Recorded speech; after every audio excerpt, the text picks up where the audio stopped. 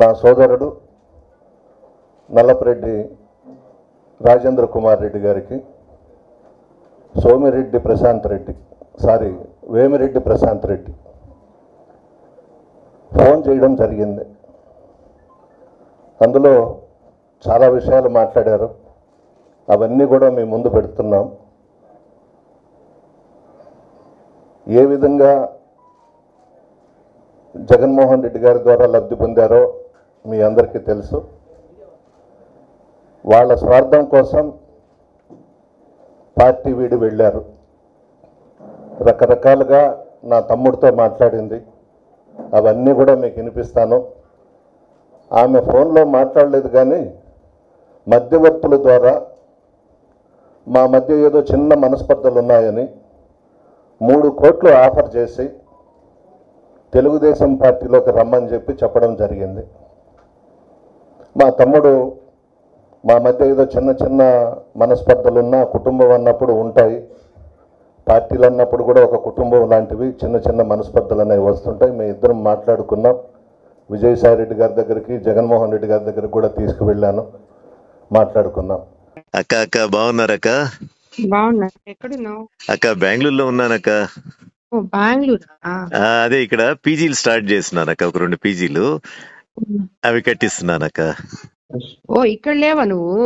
అంటే ఆ పీజీలు అయ్యేదాకా ఒక 8 నెలల నుంచి వస్తా పోతా ఉన్నానక్క. నెక్స్ట్ వీక్ వస్తున్నానక్క నెల్లూరుకి. ఓకే ఓకే సరే అక్క అక్క అక్క సరే. ఎందుకు చేశానంటే చెప్పండి అక్క. నువ్వు ఇప్పుడే చెప్పద్దు. లేదు లేక ఎవరికి చెప్పను లేక నాకు కొంత అర్థం అవుతా ఉందక్క. ఊరికి పోటీ చేయమని అడుగుతున్నారు వాళ్ళు ఇప్పుడు టీడీపీలో. అదే నాకు అర్థమైంది అక్క. అక్క అక్క అది ఎట్టంటది అనేది నాకు తెలీదు. ముందు వాళ్ళు సర్వేపల్లి అడిగితే మాకు సర్వేపల్లి వద్దని చెప్పాము. ఎందుకంటే ఈ కాన్స్టిట్యున్సీలో రాదు కదా. అవునక్క అవునక్క. సో వాళ్ళు అప్పుడు కోవూరు తీసుకోమని చెప్పారు. ఫస్ట్ ఈ ఆదాల ప్రభాకరాన్ని కూడా వస్తానని చెప్పినప్పుడు వాళ్ళ అల్లుడికి ఏదో చెప్పారు. ఇప్పుడు ఆయన మానేశాడు, మళ్ళీ వెనక్కి పోయేశాడు. ఆయన ఏందో పేమెంట్ తీసుకొని ఏదో చేశాడు. మనమైతే ఇంకా వాళ్ళు వెనకబడే ఉన్నారు, మమ్మల్ని వదలటం లేదు ఎవరు. రోజు ఇంటికి వస్తున్నారు, ఫోన్ల మీద ఉన్నారు. నాకు కూడా ఇష్టం లేదు మారడం అసలు.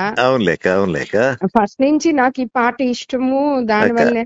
కానీ మరీ వాళ్ళు ఈ మాదిరి చేసే లోపల అన్నని కన్విన్స్ చేయలేకుండా అన్న ఒకటే మాట్లాడుతున్నారు. అంటే నాకు ఇంత అవమానం జరిగినా మళ్ళీ నువ్వు దాంట్లోనే ఉండమంటావా?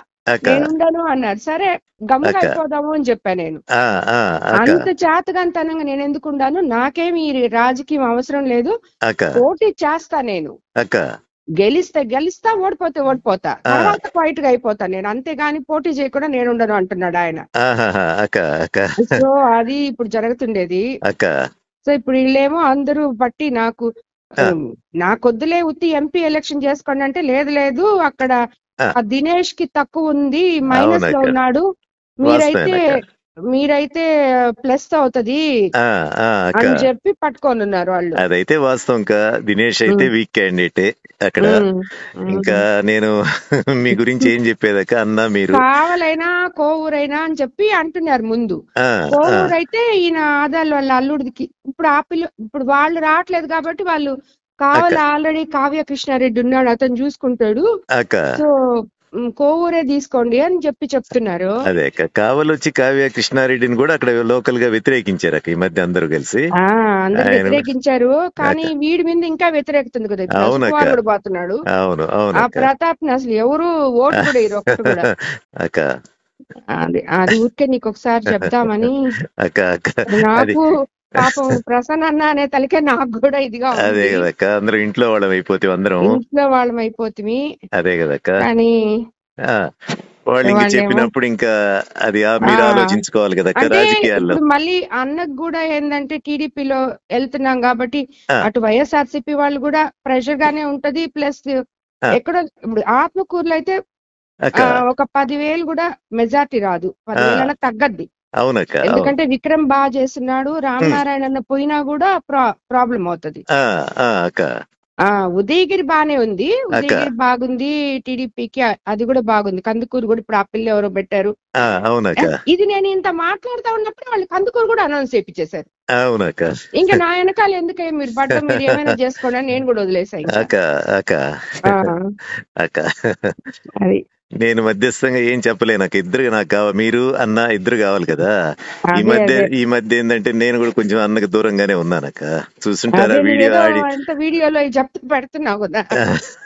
అదే కదక్క, అదే కదక్క అక్క. అదే ప్రతి ఎలక్షన్ అప్పుడు మీకు అందరికి మామూలు ఇది అవి ఉంటాయి అక్క. కానీ అక్క మాకెప్పుడు పెద్దగా లేవక్క. మేము పోయి తిరిగేది చేసేది, అన్న గెలుపు కోసం గట్టిగా కృషి చేసేవాళ్ళము అన్ని ఉండేదక్క. లాస్ట్ టైం కూడా రాహిన్ కూడా తిరిగాడక్క అన్న కోసం, ప్రసన్న కోసం. రజిత్ పెద్దగా తిరగలేడు. ఇది చెప్పకు రాజేంద్ర, ఇప్పుడే నేను ఇంకా కన్ఫర్మ్ కూడా చేసుకోలేదు. అదే మేమైతే ఇంకా యాక్సెప్ట్ కూడా చేయలేదు దానికి. వాళ్ళు చెప్తా ఉంటే ఇదే చెప్పాను నేను, బంధువులు కదా అది ఇది అని. సర్వేపల్లి అంటే కూడా అదే చెప్ప, వద్దు నాయన నాకెందుకు సర్వేపల్లి, ఆయన లేదమ్మా నువ్వు గెలుస్తావు అంటాడు ఆయన. గెలవనని కాదు, అదేలేండి, నాకు ఇష్టం లేదు సర్వేపల్లిలో పోయేయడము. అవునులే, అది మరీ డైరెక్ట్ కదక్క. వద్దు వద్దు అని చెప్పాను నేను. అంటే ఇంకా అంటే ఆయనకి టికెట్ ఇవ్వనే చెప్పారులే వాళ్ళు, ఆయనకి ఇవ్వట్లేదు అందుకని చెప్పి సర్వేపల్లి తీసుకోమనే చెప్పారు. అవునులే, ఎవరు లేకపోతే ఆయనకి ఇస్తారు కదా పాపం. అంతే కదక్క, అంతే కదక్క. సరే రాజేంద్ర, అట్లేక అట్లేక.